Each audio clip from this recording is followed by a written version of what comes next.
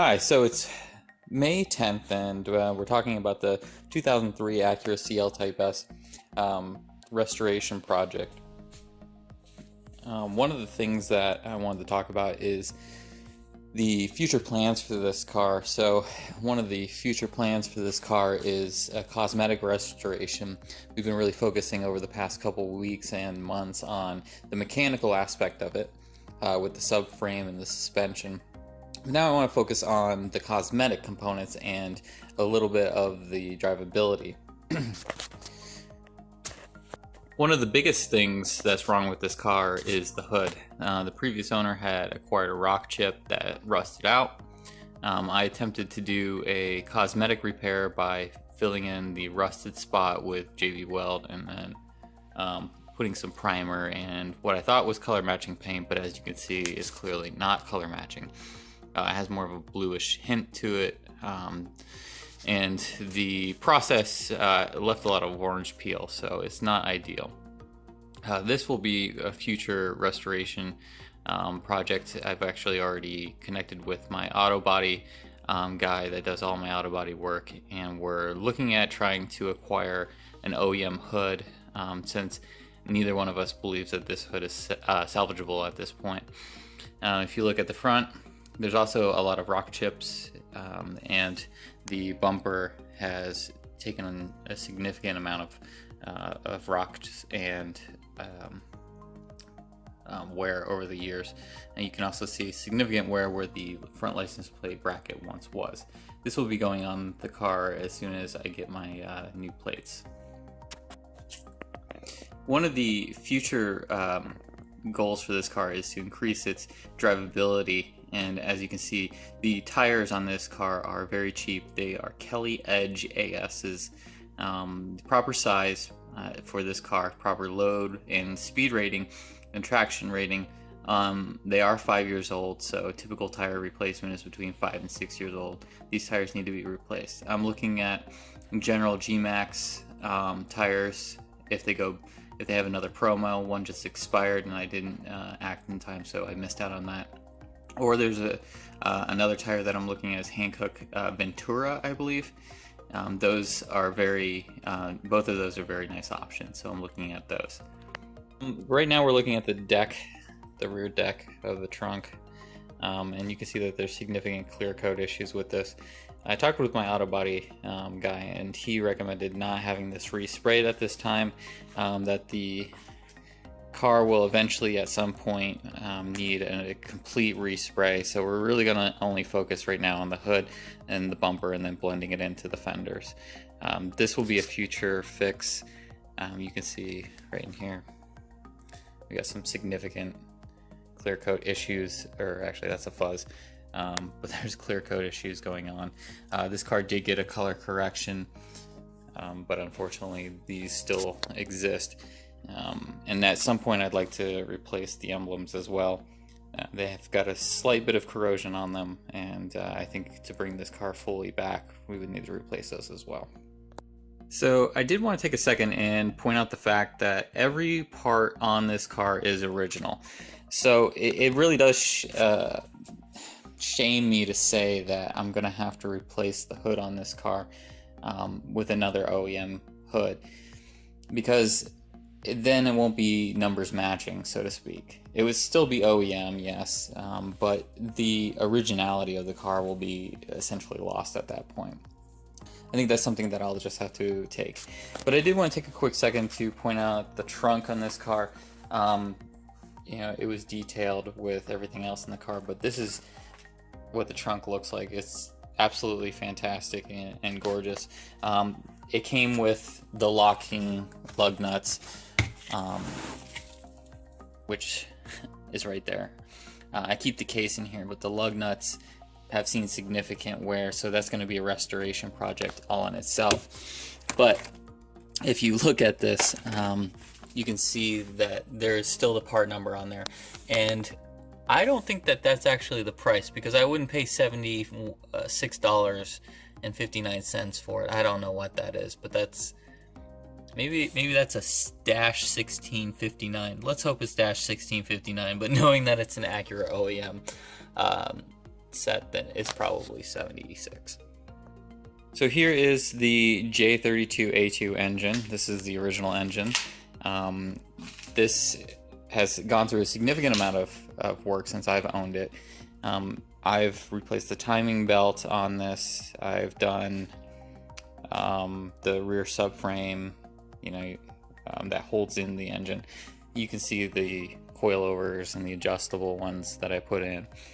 And then it's had a complete fluid changeover, so power steering, manual transmission, oil, obviously, the clutch, complete brake fluid changeover. So when I did the brakes, I said, well, I might as well put new fluid in there. So these two reservoirs right here have had new fluids. Something that you don't see very often, that I could show you right here, is that this car actually has an Acura battery. And that's why I like this car so much. So the person who owned this car originally, see if I can put this back real quick, did all of their service at the Acura dealership in Connecticut. So even to the point where they had the battery replaced with an Acura battery. If you look even at these belts right here, not sure if you can see it, but they have Honda part numbers on them. So everything is authentic to the car, even the belts, to the point where everything is still the original alternator. A lot of these. Now I did put a Gates belt, timing belt on this car.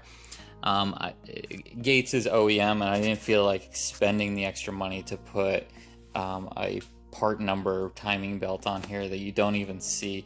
But the fact that it is a Gates belt and that's what they used originally was good enough for me. It had spark plugs replaced soon before I got it, so no big deal on that. I left those. That was done by the dealership. I did have to acquire a new intake box for this car. As you can see right here, there is a little loop. This was broken off. I still have the original one, but it wasn't sealing all the way because of that break, and so I felt like that was significant enough to warrant the replacement, and it was still available from the dealership, so I went ahead and purchased that. There is a little bit of rust on this car, as you can see, which I plan on taking care of in the future. I think once we do get into the body of this car and restoration cosmetically, I think that's what I'll start to focus on, is eliminating the rust. Something I did want to touch base on with this car is the fact that this is a restoration project, and I've gotten some comments about the fact that I'm not keeping authentic Acura parts or Honda parts on this car in the way of suspension parts. Now, when I went and redid the front suspension and started redoing, which I haven't completed all the rear suspension, but most of the rear suspension has been sorted at this point, with some minor corrosion parts back there that I want to address in the future. That this car's focus wasn't necessarily 100% authenticity. Like, I was not going for museum quality car restoration. I was going more for what they call like a retro modified restoration, which the reason why I wanted to do that is because I wanted to enjoy this car in its drivability more as a modern car first, and that's why I put the coilovers in there with the adjustable dampers. I felt like if I ever wanted to go back to authenticity, then I always have those OEM parts in my garage and I could swap them out. But for the meantime, I wanted to really take in this car, enjoy this car for what it is, and have some enhanced drivability, more modern drivability, which is why I went ahead and upgraded and put aftermarket coilovers in there, which in my opinion has enhanced the pleasurable component of this car, the drivability of this car greatly. And so I don't think I'll be changing it back anytime soon. Obviously, if this car becomes more of a, I'm going to try to preserve it and only take it to car shows, like when I get significantly older, then maybe I'll swap it back over. But for now, I really want to enjoy this car, drive this car, and I think that that upgrade was worth it. One of the things I wanted to point out is that when I do work on my cars, I use genuine Honda fluids and filters. You see some Purilators back there, but that's for my Subaru. As you can see, I use OEM Honda fluids on everything.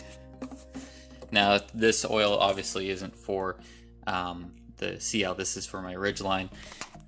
And you can see that is what I use for the manual transmission. I know a lot of people use Synchro Mesh, AC Delco brand, but I feel like unless there's a problem with the car, I'm gonna stick with OEM fluid.